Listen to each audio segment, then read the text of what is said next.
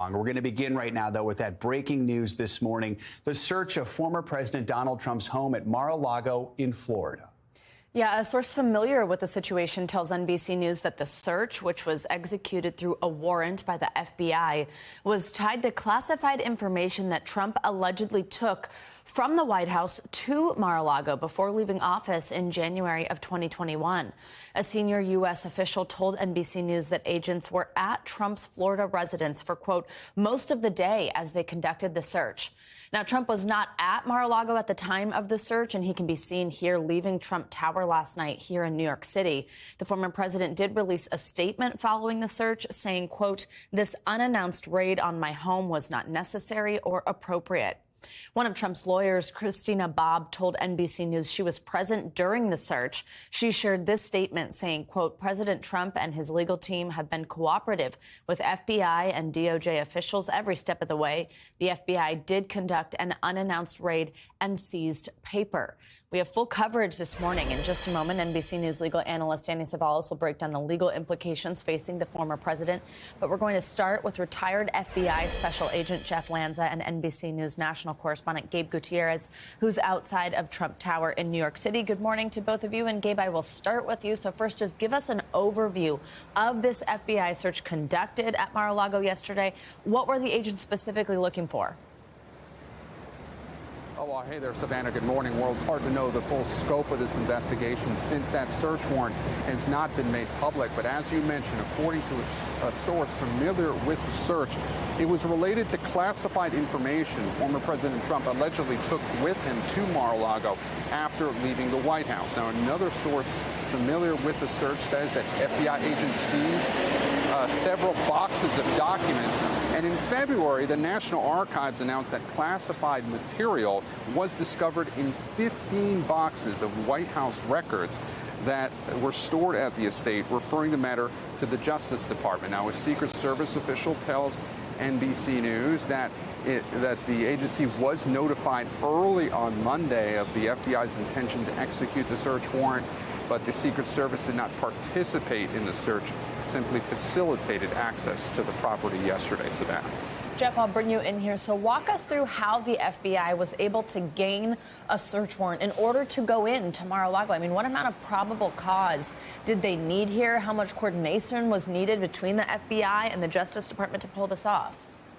Sure. So the FBI is the investigative arm of the Department of Justice. So it's very likely that the Attorney General, the head of Department of Justice, as well as the head of the FBI, Christopher Wray, were involved in this decision to execute the search warrant. Now, but it's not a joint decision between those two agencies. It's approved by a federal judge. So the FBI does the investigation. They determine that there's enough probable cause to indicate that a crime is being committed or has been committed, and that there's evidence of that crime in the place they're going to search. So that's all presented in an affidavit, which will eventually become public. In most cases it is, and then we'll learn more about that when that happens. But that's presented to a federal judge. The judge then decides if what's in the affidavit is based on fact, and if he agrees with the supposition, then the execution of the search warrant takes place. I mean, that's the process for any search warrant, whether you're talking about a former president, a member of the president's staff, or a citizen not associated with any government position. Now, Gabe, how's his legal team responding to this search by the FBI? What have we heard?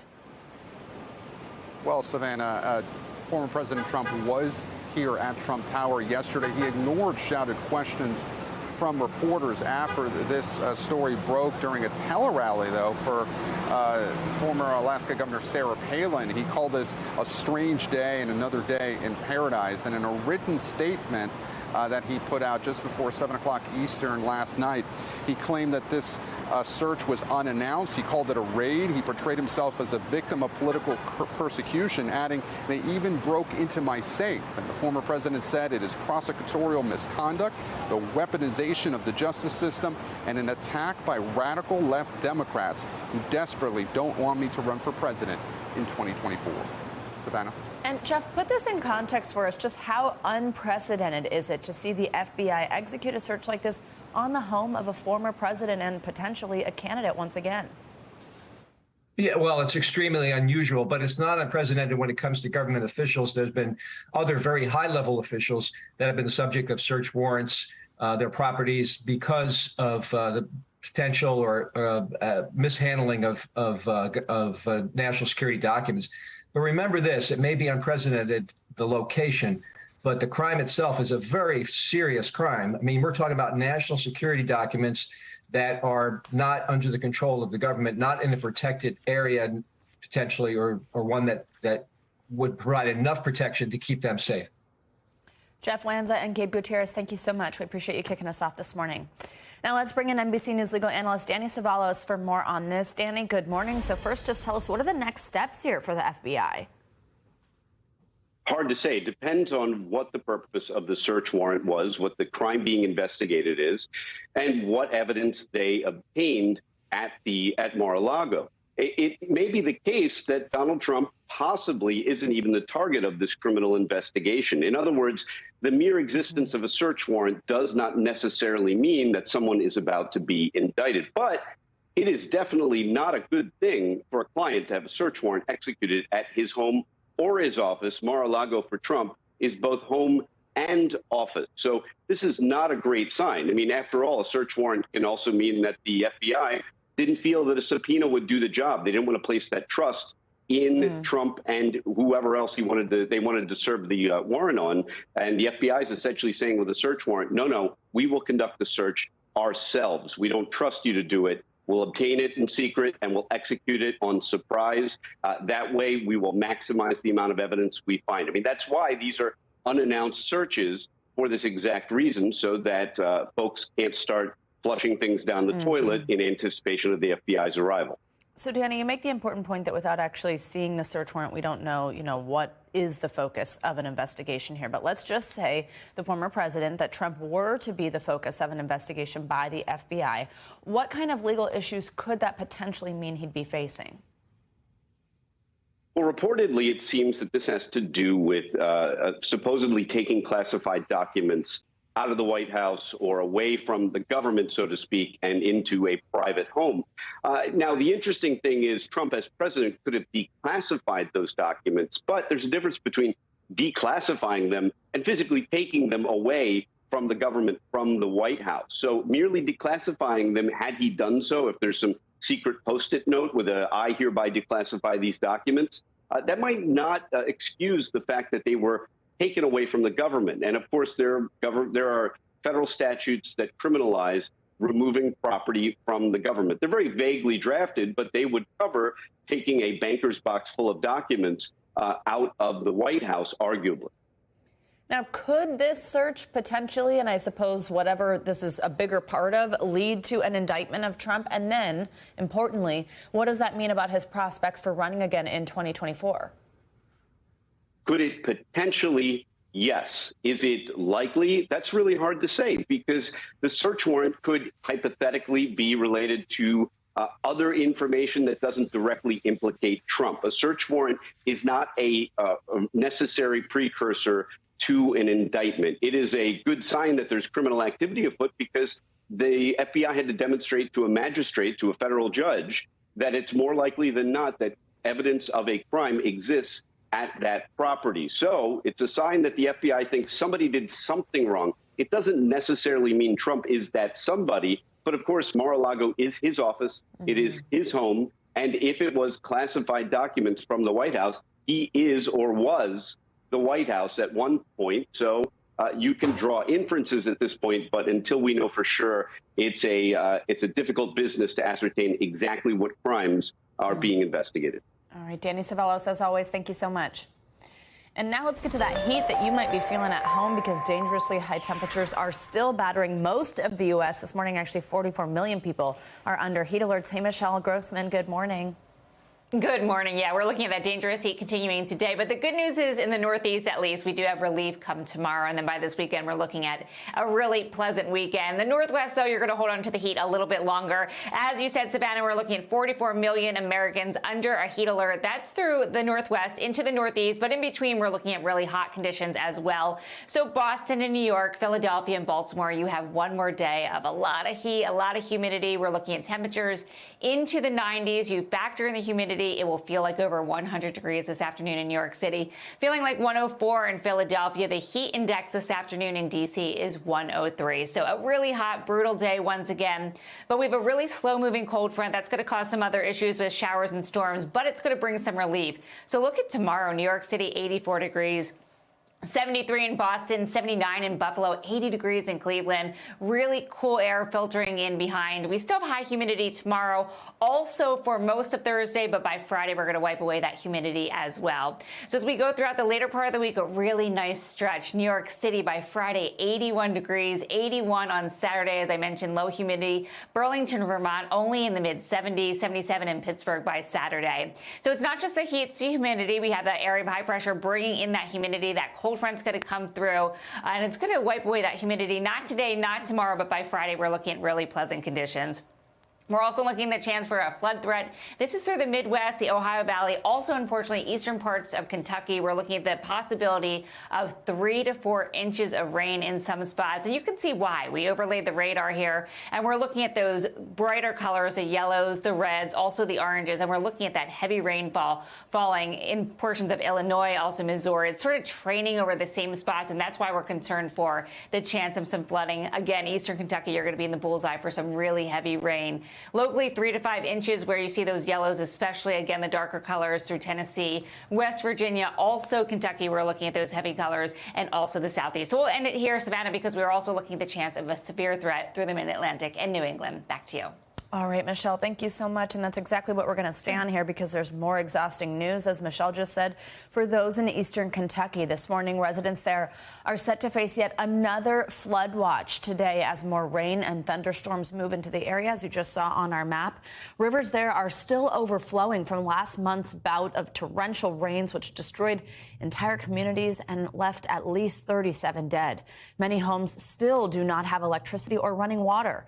President Biden and First Lady Jill Biden witnessed the devastation firsthand yesterday while touring the disaster zone with Kentucky officials. They also met with families who lost everything in those floods, with the president linked to climate change. NBC News White House correspondent Carol Lee joins us now. Hey, Carol, good morning. So first, just tell us about what the president saw yesterday and what his message was to those who live in that disaster zone, who lost their homes. Sure, Savannah. Well, the president met with first responders. He met with families whose lives have been completely upended by this. He toured some of that devastating damage that we were just showing, including people's homes that were destroyed, buildings that were collapsed. And he had a message to the people of Kentucky, of this area, saying that this is something that he will see through, that this is not something that he's going to visit and then leave and not come back, that he will, and the federal government will help them all rebuild. Take a listen to some of what he said.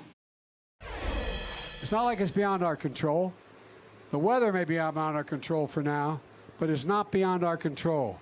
And I promise you, we're staying, the federal government, along with the state and county and the city, we're staying until everybody's back to where they were. Not a joke.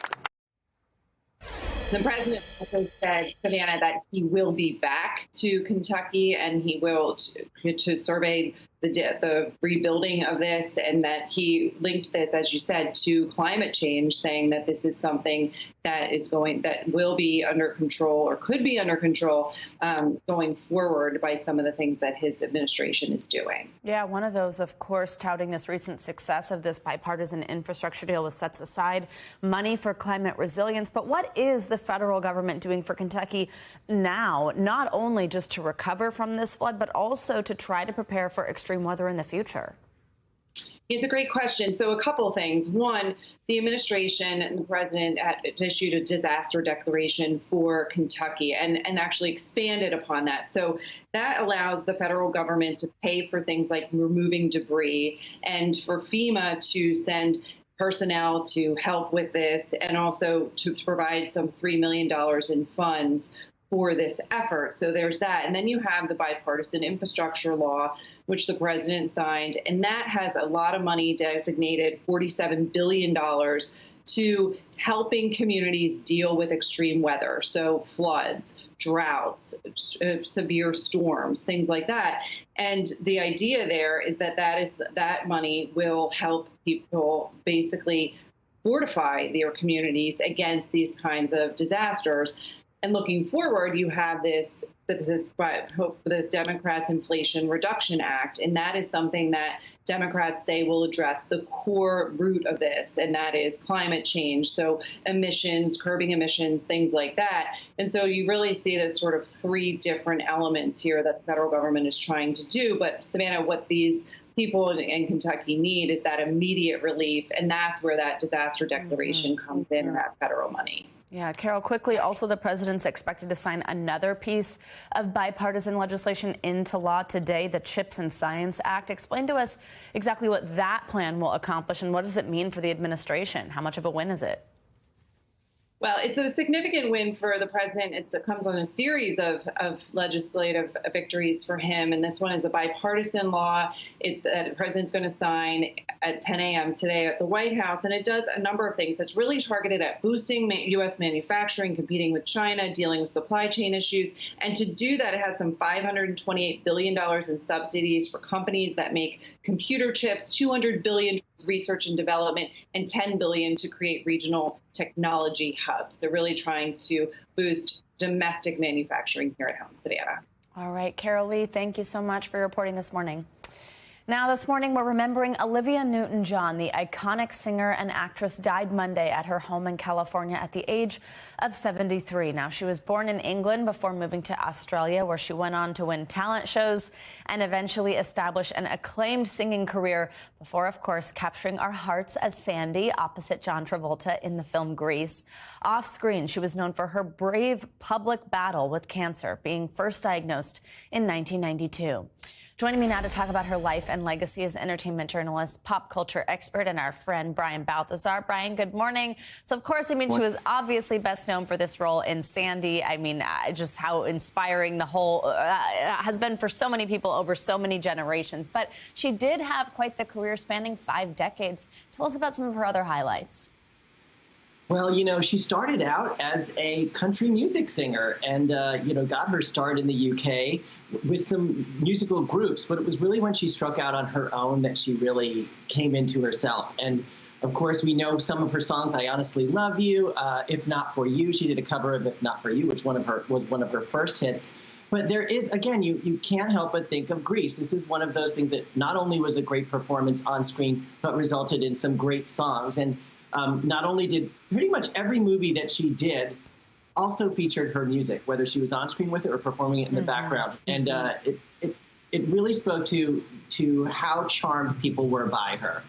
She started out with this kind of innocence. There you see her in that iconic scene in Grease. And by the way, when you talk about that iconic scene in Grease, that outfit that she's wearing there, that kind of tight spandex pant and top jacket, was auctioned off for over nearly $500,000, and someone donated it back to her. The money went to her cancer fund. They gave her that leather jacket back because it said it shouldn't be hanging in a museum or someone's house.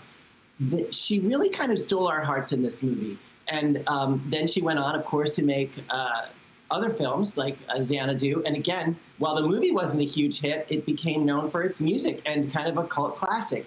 The movies that she made just stuck with people.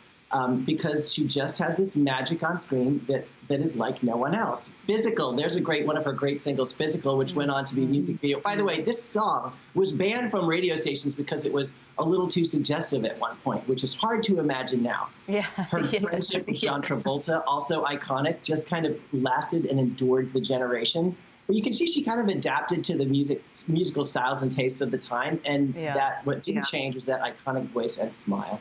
Oh my gosh, what a walk down memory lane, all these different things here. Now, of course, there was this instant outpouring of support on social media. What's the reaction been like from friends, from family, from other celebrities? Yeah, so her husband, John Easterling, posted the news on Olivia Newton-John's Facebook page, unfortunately noting that she had spent basically 30 years of her life sharing a very public battle with cancer, calling her a symbol of triumphs and hope for over 30 years sharing her journey. She's one of the few people really that has shared their whole journey over 30 years and become a symbol of that strength. Of course, John Travolta, who we just saw, shared his thoughts, and he said, "You made us all so much better. Your impact was incredible." And he signed it, "You're Danny, you're John." Danny, of course, being Danny Zuko, the character he portrayed with her alongside her in Grease. And Barbara Streisand also weighing in, saying, "Too young to leave this world. May she rest in peace." And then Australia's House. She was born in the UK, as you mentioned. This is the Australian High Commission in the United Kingdom. Posted a really fun picture of her saying that she inspired us in song and brought us all together as one. So, and that's just the beginning. A lot of people were touched by her in the business. She was one of those people who was universally liked and loved, in fact. Oh, that certainly seems true. And she, of course, referred to herself as a cancer thriver, which I know has also inspired so many people struggling with that as well. Brian Balthazar, thank you so much. Great to see you. Thanks for watching our YouTube channel. Follow today's top stories and breaking news by downloading the NBC News app.